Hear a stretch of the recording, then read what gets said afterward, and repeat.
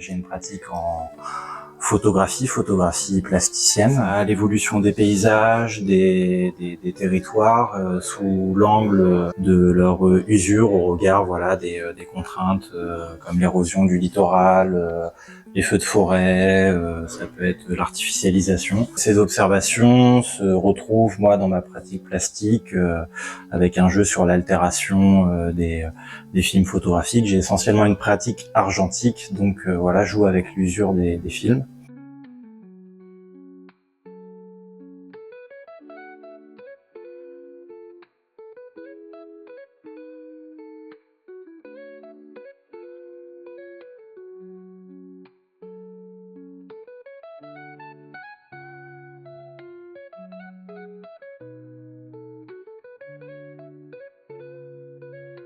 Moi, en arrivant pour la première fois ici, voilà, ce lieu m'a parlé, ça fait écho à différentes choses. On retrouve le langage portuaire, donc je suis allé chercher des images comme ça que j'avais, notamment d'entrepôts brestois sur le port, et les variations de lumière. J'ai pu amener des travaux contemporains basés sur l'observation de ces lumières et de ces couleurs envoyées par René. Ça fait l'objet d'une vidéo spécifique, donc qui sera projetée, diffusée via la télé de Claire et René au rez-de-chaussée.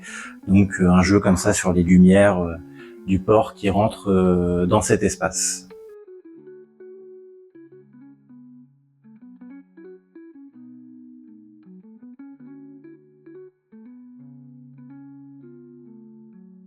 Quand on arrive, en fait, on tombe sur une pièce qui est un espèce de totem ou hommage aux marins qui sont disparus en mer. Et donc, le fait que ça soit dans une maison de pêcheurs, pas loin de la mer, dans ce quartier, tout à coup, ça a pris sa place.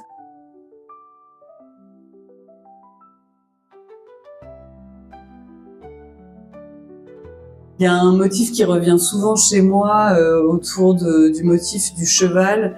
Donc c'est là où je convoque aussi la mémoire collective et ma mémoire intime, individuelle dans mon rapport au cheval.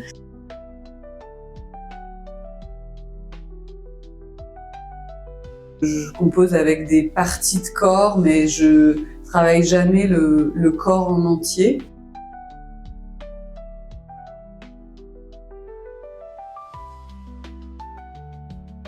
La corde en chanvre, qui est un matériau avec des propriétés très haptiques, qui en même temps que j'aime dans son rapport symboliquement juste au lien. C'est une matière qui revient très souvent dans mon travail.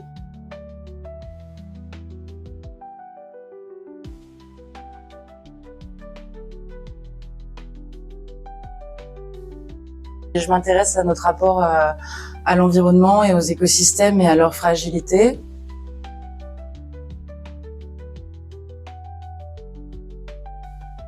Il y a les 2 filets qui sont des filets de pêche usagés que je suis venue tremper dans du ciment et chercher le point d'équilibre.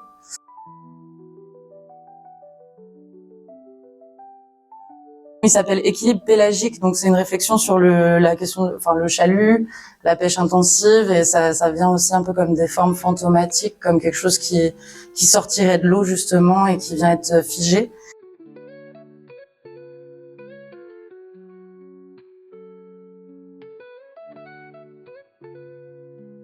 C'est des fragments d'anciennes pipes en argile que mon père, en tant que conchyliculteur, a trouvé en ramassant des coques et des palourdes. Moi, j'ai des gestes très empiriques, pas forcément très techniques, où en fait je trouve des assemblages par hasard. Donc là, la tige de métal faisait pile poil le diamètre. On peut penser tout de suite à des coquillages ou quelque chose qui serait naturel, alors qu'en fait c'est déjà une trace de l'humain. C'est une pièce qui s'appelle « De leurs larmes naissent de nouveaux rivages ». C'est composé de larmes de sirène, donc c'est un terme qui est utilisé pour désigner les granulés plastiques industriels. L'idée c'était de former des dessins qui peuvent rappeler soit des algues, des coraux, mais aussi de m'inspirer des formes du mycélium qui vient coloniser, qui avance comme un mouvement où on peut sentir que ça peut continuer et vraiment s'étendre de manière souterraine et peu visible.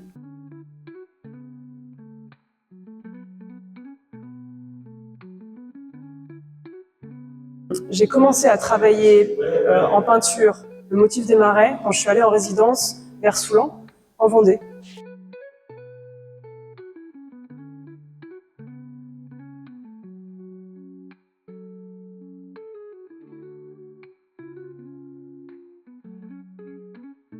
Je m'inspirais comme ça de tout cet environnement en plein hiver avec des marais blancs et beaucoup d'inondations. Et ça a inspiré une série qui a nourri déjà une inspiration à propos du paysage en peinture.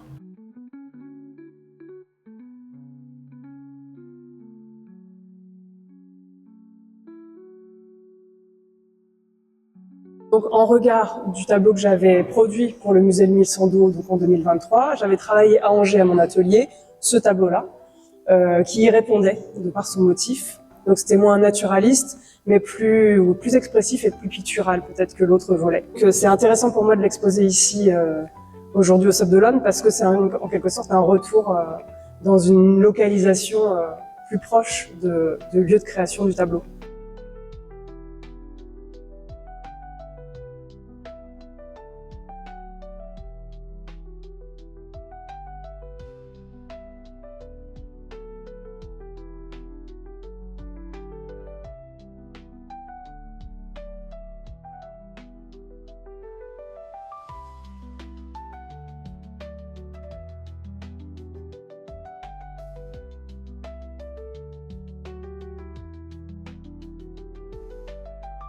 Je fais pas que le fusain, mais en ce moment c'est vraiment un médium qui me parle beaucoup.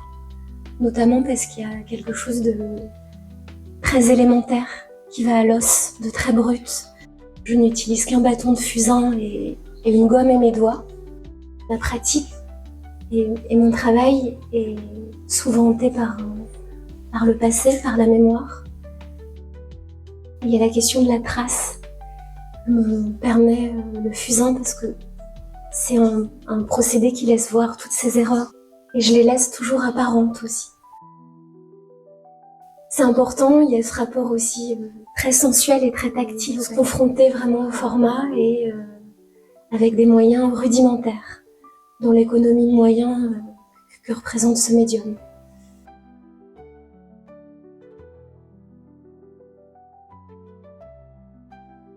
Je travaille beaucoup sur la notion de mémoire, de transmission, et plus particulièrement du monde paysan.